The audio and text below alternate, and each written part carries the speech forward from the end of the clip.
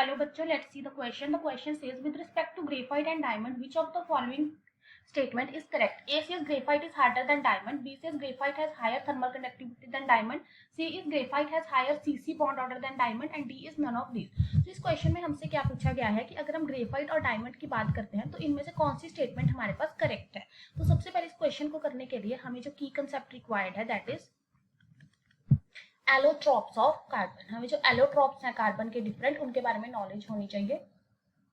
तो हमारे पास कार्बन के दो एलोट्रॉप्स है, one is graphite and another one is diamond.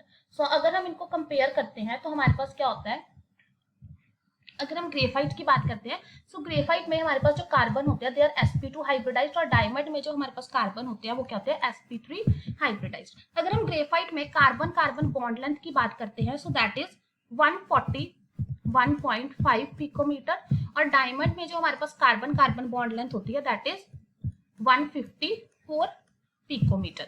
Graphite का हमारे पास क्या होता है, एक लेयर्ड स्ट्रक्चर होता है, और यहाँ पे हमारे पास क्या होता है, एक 3 डायमेंशनल स्ट्रक्चर देखने को मिलता है हमारे पास डायमंड का.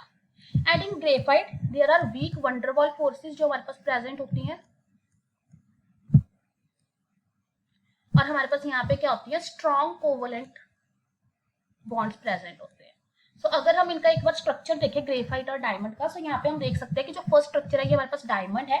डायमंड में हम क्या देख सकते हैं कि हमारे पास सारे कार्बन क्या है, sp3 हाइब्रिडाइज्ड है, और इस केस में हमारे पास एक 3D स्ट्रक्चर है जिसमें कोवलेंट बॉन्ड्स प्रेजेंट है. लेकिन जो ग्रेफाइट का स्ट्रक्चर है इसमें एक लेयर स्ट्रक्चर है जिसमें हमारे पास हेक्सागोनल रिंग्स प्रेजेंट है, और जो डिस्टेंस है बिटवीन 2 लेयर्स वो हमारे पास कितना होता है, 340 पिकोमीटर होता है, और यहाँ पे हमारे पास वीक वंडरवॉल फोर्सेस प्रेजेंट होती है. सो अगर अपने ऑप्शन देखें, सबसे पहले graphite is harder than diamond. तो ये हमारा जो ऑप्शन है ये इनकरेक्ट है, क्योंकि हमारा जो डायमंड होता है वो क्या होता है, ज्यादा हार्डर होता है क्योंकि उसमें स्ट्रॉन्ग कोवलेंट बॉन्ड्स प्रेजेंट होते हैं. Second is graphite has higher thermal conductivity.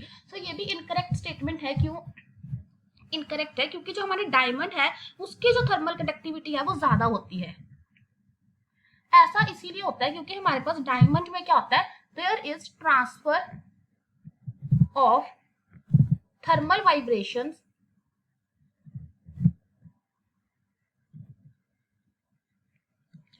From atom to atom.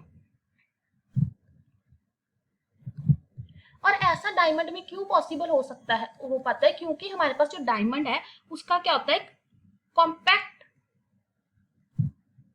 And aligned crystal structure होता है, जिसकी वजह से हमारे पास क्या होता है, वहां पे थर्मल वाइब्रेशंस क्या कर जाती है, ट्रांसफर कर जाती है, और हमारे पास फास्ट क्या होती है, मूवमेंट होती है हीट की.